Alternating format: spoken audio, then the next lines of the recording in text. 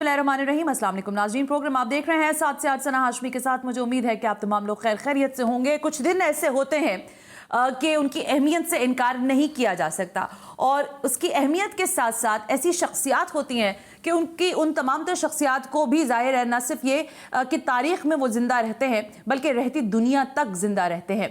25 दिसंबर का दिन ज़ाहिर है हमारी मसीही बिरादरी के लिए जहाँ बहुत ज़्यादा अहमियत का हामिल है, वहीं पर हमें ये कायद-ए-आज़म मोहम्मद अली जिन्ना की पैदाइश का दिन भी मालूम हुआ है। और इस दिन के हवाले से पाकिस्तान समेत दुनिया भर में जहाँ जहाँ पाकिस्तानी बसते हैं वो इस दिन को मनाते हैं।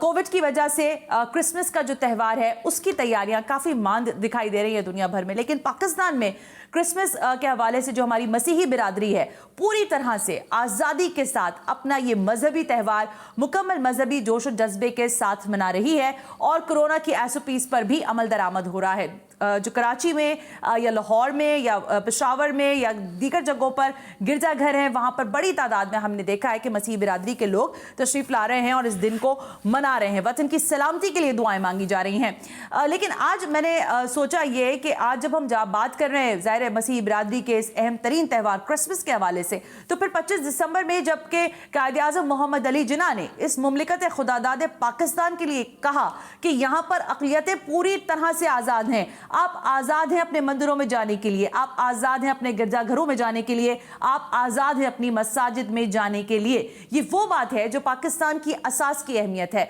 पाकिस्तान दो कौमी नज़रिए की बुनियाद पर बनाया गया। ये सब वो बातें हैं जो शायद हम 70 बरस से या उससे भी ज़्यादा अरसे से सुनते आ रहे हैं। लेकिन आज मैंने यंगस्टर से ये सवाल करवाया कि ज़रा पूछें कि 25 दिसंबर को क्या दिन है और इसकी क्या अहमियत है तारीख़ में।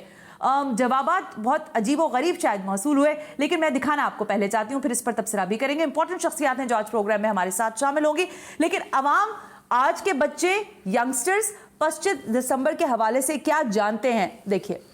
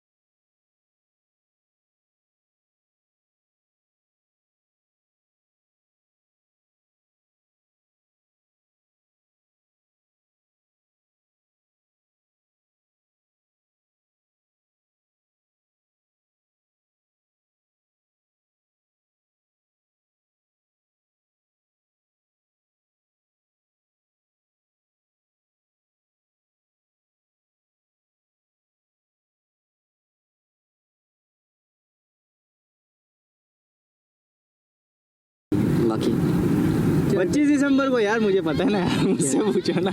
मैरी क्रिसमस क्रिसमस डे है यार, और क्या।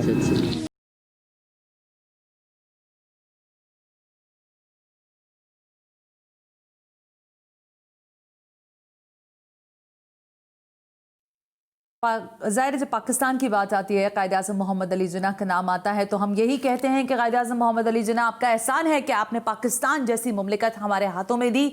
लेकिन ये जो नौजवान नस्ल है जो शायद 25 दिसंबर को छुट्टी मनाएगी या आराम करेगी, या शायद इसको पता भी नहीं है कि 25 दिसंबर को हमें क्यों सेलिब्रेट करना चाहिए, इस सारी चीज़ों पर मुझसे बेहतर बात करने के लिए इंपॉर्टेंट शख्सियात हैं जो किसी तारुफ की मोहताज नहीं है। पाकिस्तान का बहुत बड़ा नाम है दोनों शख्सियात। ख्वाजा रजी हैदर, साबिक सरबराह कायद-ए-आज़म अकेडमी, 27 बरस तक इस एकेडमी को चलाया ख्वाजा रजी हैदर साहब ने, और बड़ी शान के साथ चलाया। कायद-ए-आज़म मोहम्मद अली जिन्ना पर गुफ्तगू करने के लिए मेरा ख्याल है कि ख्वाजा रजी हैदर साहब से बेहतर शख्सियत हमारे लिए नहीं हो सकती थी। वाइस स्काइप हमें ज्वाइन कर रहे हैं। ख्वाजा साहब अस्सलाम वालेकुम, बहुत बहुत शुक्रिया वक्त देने के लिए।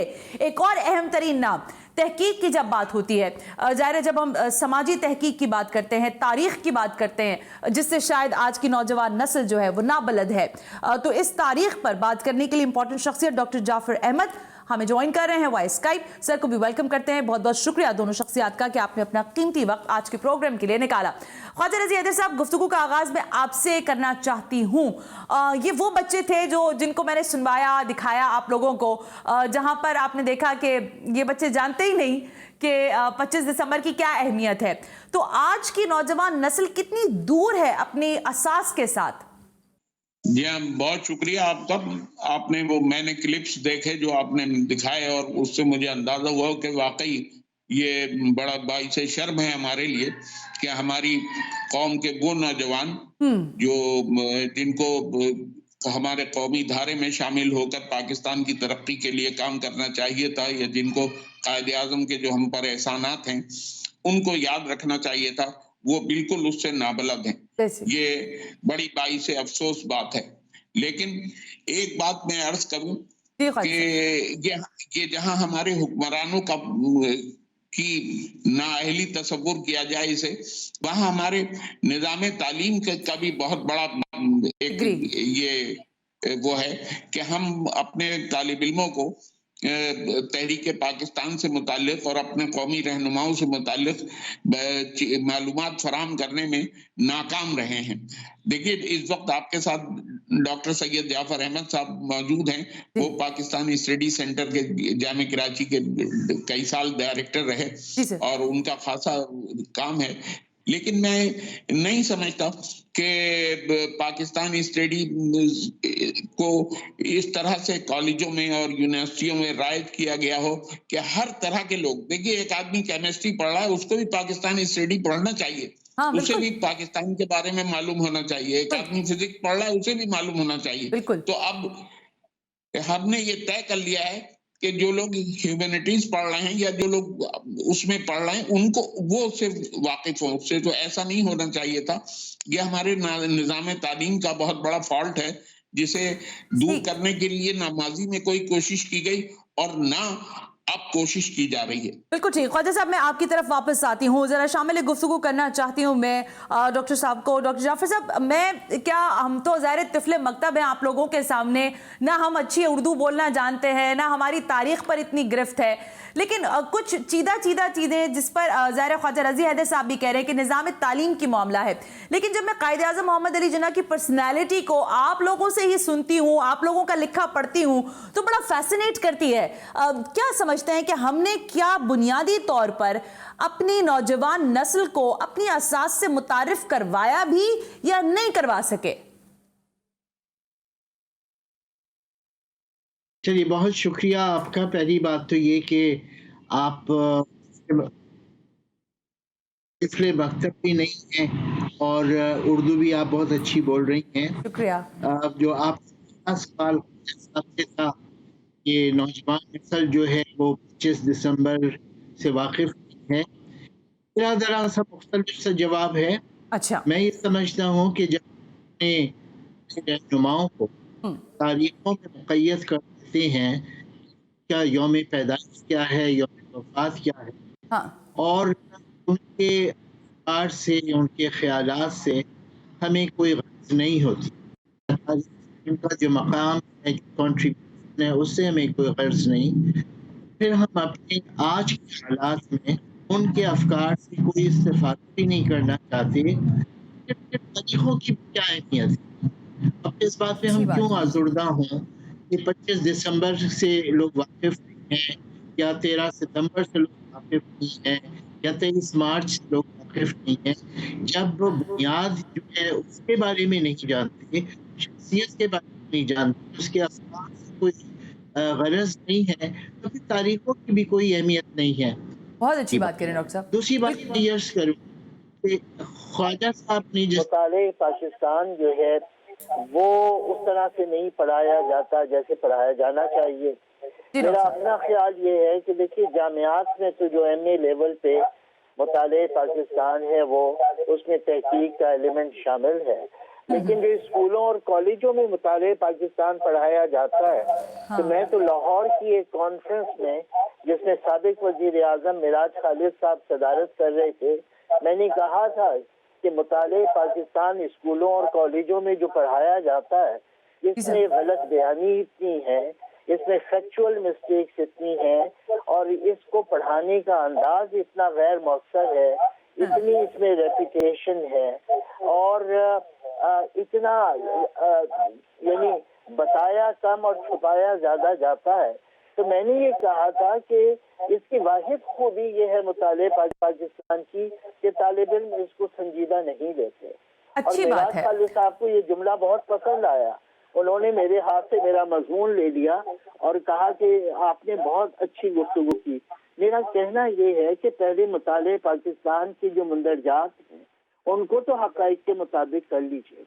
ہمارے ایک ہسٹورین تھے کے عزیز صاحب, انہوں نے ایک کتاب لکھی, ضخیم کتاب ہے, اس کا نام ہے مرڈر آف ہسٹری ان پاکستان, جنہوں نے بے شمار حقائق درج کیے ہیں کہ اصل حقیقت کیا ہے اور غلط بیانی کیا ہو رہی ہے. اب آپ یہ دیکھیں کہ ہم صبح شام یہ کہتے ہیں کہ پاکستان 14 اگست کو آزاد ہوا, دراصل پاکستان تو 15 اگست کو آزاد ہوا, سارے کاغذات میں یہی لکھا ہے. یہ تو ہماری بات کی کابینہ کا فیصلہ تھا کہ پاکستان 15 اگست کو آزاد ہوا, لیکن ہم اسے سیلیبریٹ 14 اگست کو ایسے کریں ہی گے. بالکل ٹھیک ہے. اور اس کی انہوں نے وجوہات بیان کی. بالکل ٹھیک. اب یہ بات جو ہے یہ آج پاکستان میں زیر بحث ہی نہیں آتی, اس کا کوئی ذکر ہی نہیں ہوتا. تو اب جب طالب علم 1947 کی دستاویزات پڑھے گا, وہ پاکستان کا پہلا اسٹیمپ دیکھے گا, وہ پاکستان کی اس دن کے اخبارات دیکھے گا, تو وہ کہے گا ہم تو 15 اگست کو آزاد ہوئے. ایبسلیوٹلی رائٹ ڈاکٹر, بہت اچھی ڈیبیٹ کی طرف آپ آ گئے, بہت اچھی ڈیبیٹ کی طرف کہ کانٹرڈکٹری چیزوں کو ہم نے نہ جانے کیوں آگے پروان چڑھایا. اب اس میں یہ کہہ سکتی ہوں شاید بڑی دستبستہ ہو کر کہ اس وقت کی ہی کچھ چیزیں ہیں جس میں سیاسی بھی ہو سکتی ہیں, معاشرتی چیزیں بھی ہو سکتی ہیں. اس کی کھینچا تانی کا صلہ یہ ہے کہ آج جب ہم مطالعہ پاکستان کی بات کرتے ہیں تو وہاں پر ہمیں کانٹرڈکشن کے علاوہ اور شاید کوئی اور دوسری چیز دکھائی نہیں دیتی. خواجہ رضی حیدر صاحب, بڑی تکلیف کے ساتھ میں یہ سوال آپ کے سامنے رکھ رہی ہوں. دو قومی نظریہ جو ہے وہ پاکستان کی اساس ہے, پاکستان کی بنیاد ہے, لیکن ایک طبقہ ایسا ہم نے دیکھا جو کہتا رہا اور آج بھی کہہ رہا ہے کہ پاکستان جو ہے وہ سیکولر ریاست کے طور پر ابھرنا تھی. قائد اعظم کی آئیڈیالوجی یہ تھی, قائد اعظم کا نظریہ یہ تھا. یہ جو بحث اور کشمکش ہے یہ کہاں ہمیں ٹھہراتی ہے؟ کوئی ایسی چیز, کیونکہ تحقیق آپ کی ہے قائد اعظم پر, اس لیے آپ مجھے بتائیے کہ کیا قائد اعظم کیسی ریاست دیکھنا چاہتے تھے پاکستان کو؟ دیکھیں, اس میں تو کوئی شبہ نہیں ہے کہ پاکستان جو تھا دو قومی نظریے کی بنیاد پر ہی قیام اس کا عمل میں آیا تھا. اور قائد اعظم محمد علی جناح کی جو تقاریر ہیں تحریک پاکستان کے دوران یا اس سے تھوڑے سے پہلے دیکھ لیجئے, جس میں آپ دیکھیں گے نہرو رپورٹ جب منظور کی گئی تھی 1928 میں, تو اس وقت بھی قائد اعظم نے باہر نکل کر اس اجلاس سے واک آؤٹ کیا جب انہوں نے مسلمانوں کے حقوق کو تسلیم نہیں کیا تھا. تو آپ نے اپنے ایک دوست سے جو ان کے ساتھ تھے جمشید نصروان جی, ان سے یہ بات کہی تھی کہ آج ہندو انڈیا اور مسلم انڈیا اس طرح علیحدہ ہو رہے ہیں کہ یہ اب آپس میں کبھی نہیں مل سکیں گے. تو یہ بات کیا تھی؟ یہ دو قومی نظریے کے حوالے سے یہ بات تھی. اسی طرح سے آپ دیکھ لیجئے جب قائد اعظم کو ہندو مسلم یونٹی کا سفیر کہا گیا تو ہندو مسلم اس وقت یہ طے ہو گیا تھا کہ ہندوستان میں دو قومیں ہیں, ایک بڑی قومیں, ایک ہندو ہیں اور ایک مسلمان ہیں. تو اب بعد میں پھر یہ باتیں چلتی رہی اور یہ بات جو آپ نے کہا کہ قائد اعظم کو کہیں ہم کیٹیگرائز نہیں کر سکتے کسی ایک خانے میں. ٹھیک ہے, انہوں نے بہت ساری باتیں ایسی کی ہیں جیسے 11 اگست کی ان کی تقریر ہے, اس میں یہ بات سامنے آتی ہے کہ وہ پاکستان کو سیکولر دیکھنا چاہتے تھے. لیکن کیا 11 اگست کی تقریر کے بعد ان کی تقاریر نہیں موجود ہیں؟ ٹھیک ہے, یعنی کہ یہ بحث کی دلیل کے طور پر سامنے رکھی جاتی ہے بجائے اس کے کہ اس کی حقیقت پر مبنی گفتگو کی جائے. خواجہ صاحب, میں آپ کی طرف واپس آؤں گی. ایک بریک کا کہا جا رہا ہے. ڈاکٹر جعفر احمد صاحب بھی ہمارے ساتھ موجود ہیں, خواجہ رضی حیدر صاحب بھی موجود ہیں. دونوں شخصیات پاکستان کی تاریخ پر بھی نظر رکھتی ہیں اور آج کے دن کے حوالے سے جب ہم بات کرنے بیٹھے ہیں کہ قائد اعظم محمد علی جناح کی جو آئیڈیالوجی تھی ریاست پاکستان کے لیے, وہ کیا ایسا ہی پاکستان تھا جو آج آپ کے اور ہمارے سامنے؟ ذرا اس پر بات کریں گے right after this break. You watching ساتھ سے آتے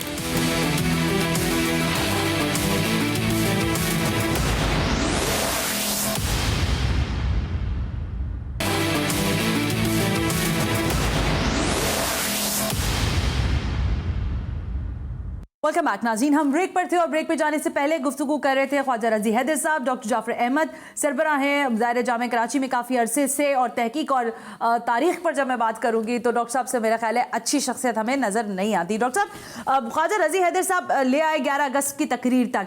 अब हम ज़रा बात को आगे बढ़ाते हैं। दो कौमी नज़रिए की बात, फिर असास पाकिस्तान की बुनियाद, और फिर पाकिस्तान की असास के साथ इस वक्त जो रियासत का एक जो शक्ल है, क्या आपकी तहकीक और तारीख में क्या आपको मिलता है कि कायदे आज़म कैसा पाकिस्तान चाहते थे?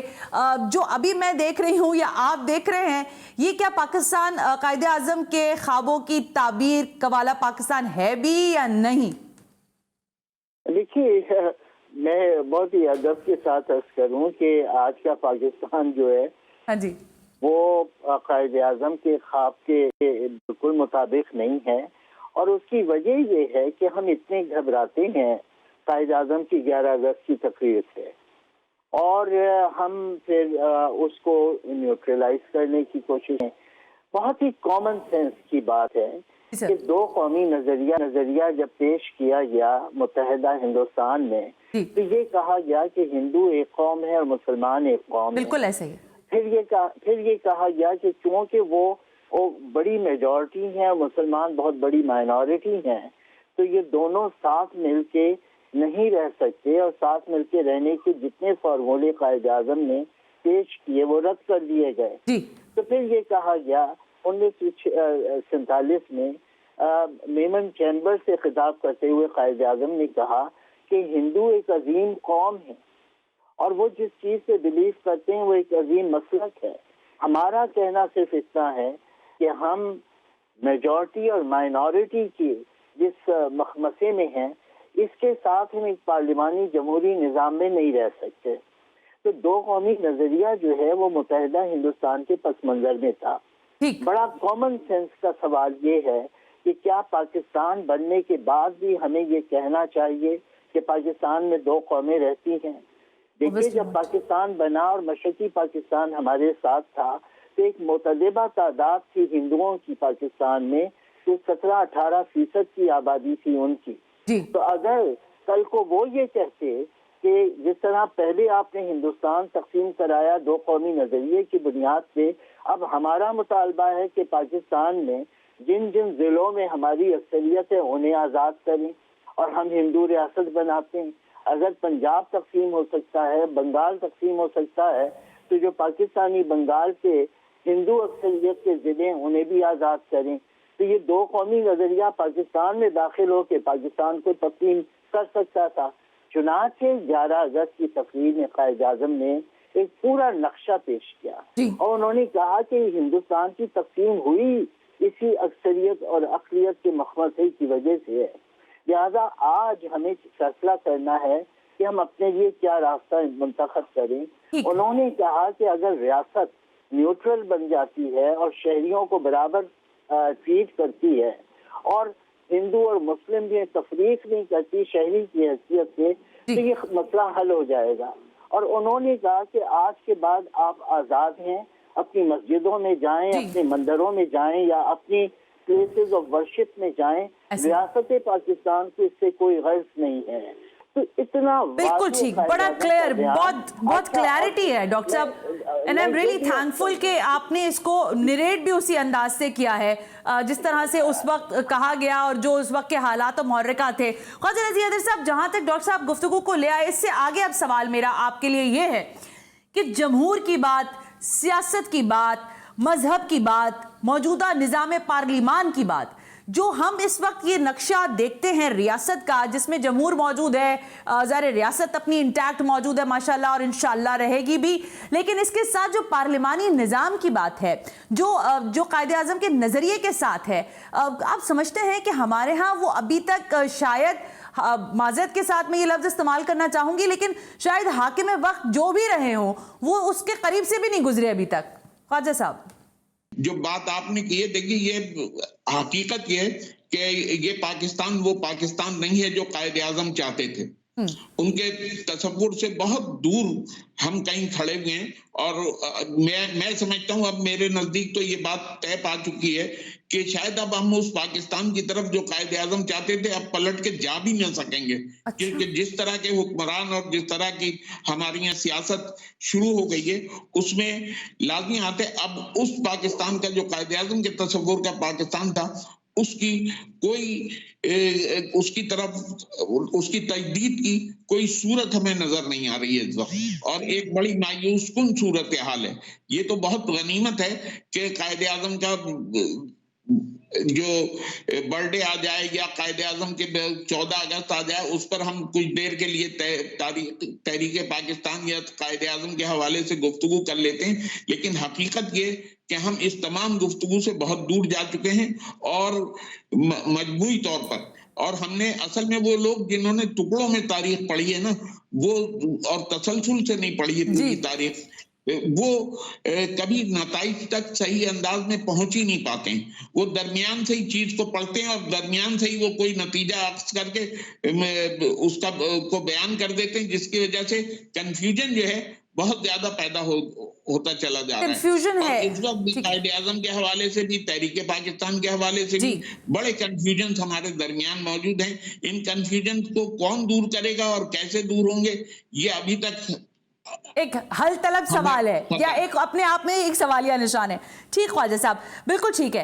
मैं डॉक्टर साहब अब ज़ाहिर मैं जब देखती हूँ बहुत सारे लोगों से बात होती है हमारी मुख्तलिफ जगहों पर, फिर सियासतदानों से भी बिल्कुल सही कह रहे हैं ख्वाजा रज़िया हैदर साहब कि कोई ख़ास अयाम आते हैं, कोई दिन आते हैं तो हम पाकिस्तान की भी बात कर लेते हैं, असासे पाकिस्तान की भी बात कर लेते हैं, नज़रिया पाकिस्तान की भी बात कर लेते हैं, और फिर पाकिस्तान की रियासत के उमूर कैसे चलाने हैं शायद इस पर भी डिबेट हो जाती है। लेकिन मेरा सवाल इससे 2 कदम आगे है।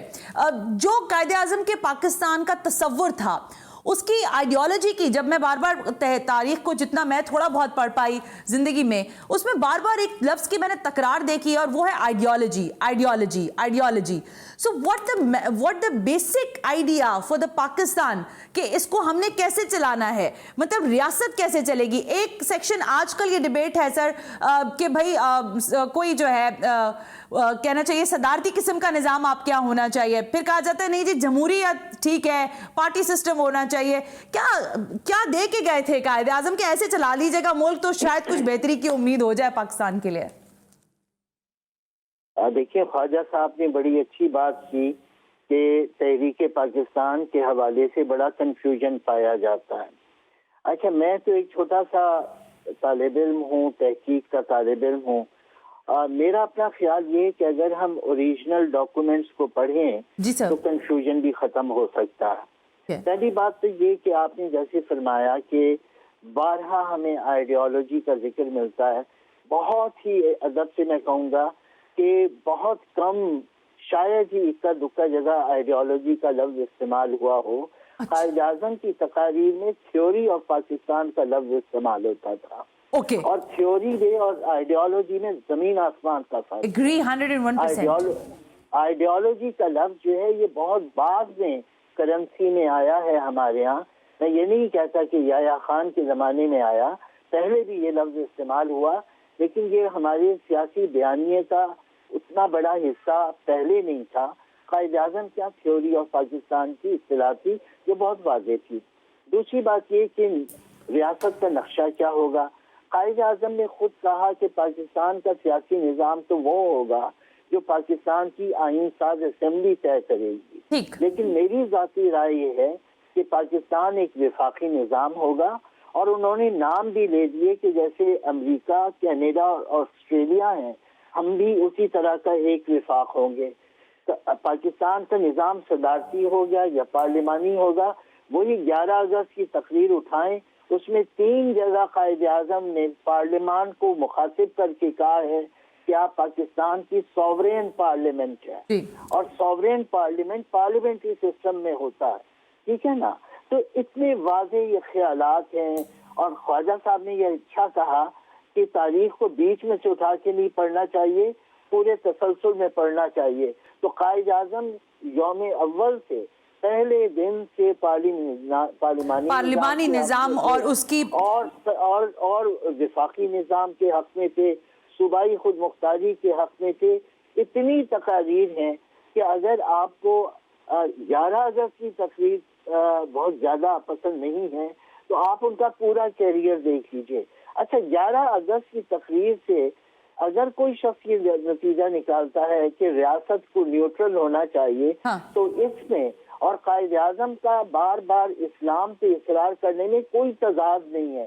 یہ بھی میں عرض کر دوں قائد اعظم کا خیال یہ تھا کہ اسلام کے جو اصول ہیں, جو برابری کا ہیومن ویلیوز ہیں اور عدل عمرانی کا تصور ہے, یہ سارے تصورات سیاسی نظام میں منعکس ہونے چاہیے اور وہ سیاسی نظام جدید نظام ہونا چاہیے جیسا کہ آج کل جدید ریاستوں کے نظام ہیں. تو مجھے تو کوئی تضاد بھی نظر نہیں آتا. آپ کو تضاد نظر نہیں آتا ڈاکٹر صاحب؟ بالکل ٹھیک ہے, ایک بریک لینے کا کہا جا رہا ہے, میں بریک سے واپس آؤں گی. تو ظاہر ہے اب اس حال میں ہم ہیں, ماضی کو تو ہم ابھی جیسے خواجہ صاحب اور ڈاکٹر صاحب کہہ رہے ہیں کہ ہم نے تسلسل کے ساتھ تاریخ کو نہیں پڑھا ہے. اس کا نتیجہ یہ ہے کہ ہم تھیوری اور آئیڈیالوجی میں پھنسے ہوئے ہیں. ہمیں نہیں, مجھے بھی جیسے ابھی ڈاکٹر صاحب نے بالکل تصحیح کی کہ آئیڈیالوجی جو لفظ ہے وہ بہت بعد میں آیا, لیکن تھیوری جو ہے وہ روز اول سے موجود تھی. تو یہ حال ہے اب. لیکن اب حال میں رہتے ہوئے ہمیں مستقبل کی فکر کرنی ہے. کیا طریقہ طے کریں کہ ریاست جو ہے وہ پراسپیرٹی کی طرف بھی جائے اور وہ جو تھیوری اور آئیڈیالوجی پاکستان کی ہے اس کے ساتھ قائد اعظم محمد علی جناح کے پاکستان کا خواب جو ہے وہ شرمندہ تعبیر کریں. Right after this break you watching 7 سے 8.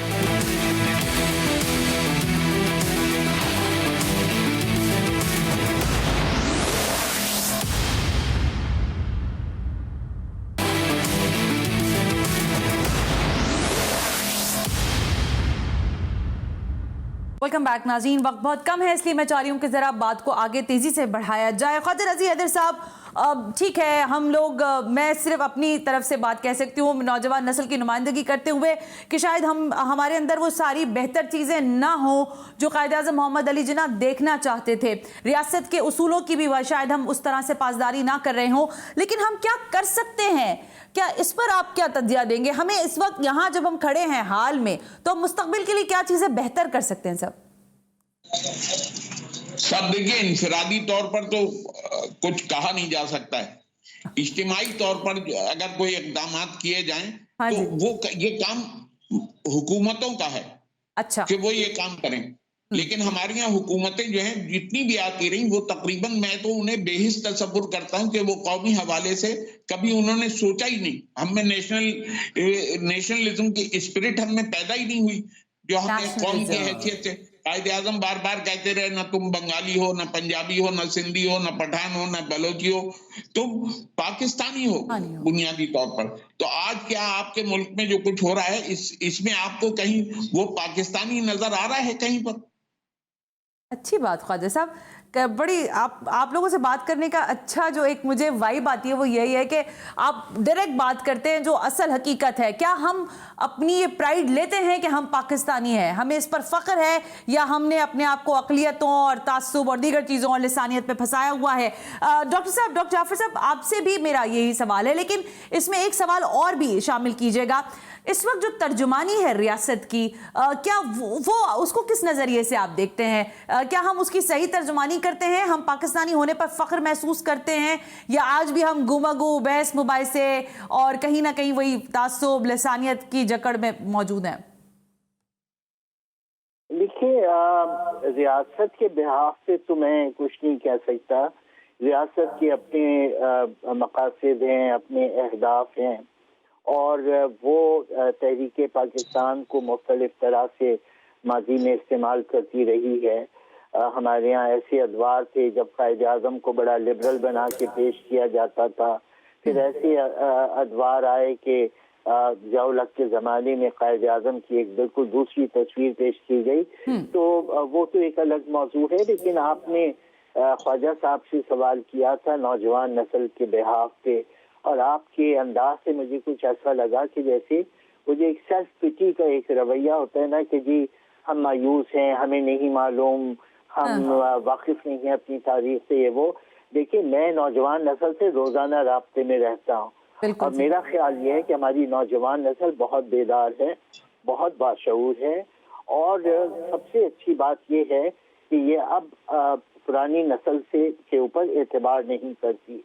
इतना झूठ बोला गया है इस नौजवान नस्ल, इतना डॉक्टर साहब, ये तो बड़ी आपने अच्छी बात मुझे कह दी। बोला गया है कि नौजवान नस्ल के पास अब दूसरे टूल्स ऑफ इंफॉर्मेशन आ गए हैं और वो खुद बराह रास्त किताबें पढ़ते हैं, ऐसे ऐसे सवालात मुझसे करते हैं। और ये मैं सिर्फ अपने जामिया कराची और IBA के स्टूडेंट्स की बात नहीं कर रहा जिन्हें मैं पढ़ाता हूँ, मैं दीनी मदारिस के तालिब इल्मों से भी राब्ते में रहता हूँ और उनसे गुफ्तगू करके मुझे और आंखें मेरी खुलती हैं कि देखिए ये तो मसलकों की तालीम हासिल करने वाले हैं, लेकिन आप इंसान को कुएं में बंद नहीं कर सकते। वो आज की दुनिया में रह रहा है, वो अखबार पढ़ रहा है, वो TV देख रहा है, उसके पास मोबाइल है, उसके पास इंफॉर्मेशन के इतने ज़राए, ऐसे ऐसे सवालात करते हैं कि ये सरकारी बयानिए वगैरह जो हैं बिल्कुल बेमानी हो चुके हैं। और लोग अब हमारी नस्ल की, बुजुर्ग नस्ल की जिम्मेदारी ये है कि अगर उनमें ज़रा सी भी फहमो फरासत है तो नौजवान नस्ल में क्रिटिकल थिंकिंग को फरोग देने की प्रमोट करना चाहिए, उनको किसी नतीजे तक पहुंचने, तज्जिया करने की सलाहियत दें। उन्हें एक बनाया निसाब घुला के पिलाने और खिलाने की जरूरत नहीं है, उन्हें ये आज़ादी फिक्र फराहम करें कि वो खुद हक़ाइक़ तक पहुंचे और उनका तज्जिया करें। बिल्कुल ठीक। डॉक्टर जाफर अहमद, बहुत बहुत शुक्रिया कि आपने अपना कीमती वक्त दिया। ख्वाजा रजी हैदर, आपका भी बेइंतहा शुक्रिया कि आपने अपना कीमती वक्त दिया। प्रोग्राम करने का मकसद ये था कि ज़ाहिर दिन तो हैं, सेलिब्रेट भी हम कर रहे हैं। आज सारे लोग बहुत हद तक शायद कायद आज़म मोहम्मद अली जिन्ना के मज़ार पर हाज़िरी भी दें और जाकर देखें, सलाम पेश करें बानिया कायद आज़म मोहम्मद अली जिन्ना को। लेकिन बानिया पाकिस्तान को सलाम पेश करना हम सब की ज़ाहिर है हमें करना चाहिए, लेकिन जो करने के काम है, जो अमल है, शायद उसकी तरफ हमें लौटना होगा। जैसे डॉक्टर जाफर साहब कह रहे थे कि वो बहुत पुरुम्मीद हैं इस नौजवान नस्ल से। इसी उम्मीद के साथ मैं यहाँ से प्रोग्राम को वाइंड अप कर रही हूँ कि 25 दिसंबर हो, 14 अगस्त हो, 23 मार्च हो या और बहुत सारे दिन हो, इन दिनों को मनाने के साथ साथ रियासत के असास और इसकी बुनियाद और इसके हाल, मुस्तकबिल और माजी से पूरी तरह से हमें रूशनास होना पड़ेगा। आज के प्रोग्राम से अपनी मेज़बान को इजाज़त दीजिए। अल्लाह हाफ़िज़।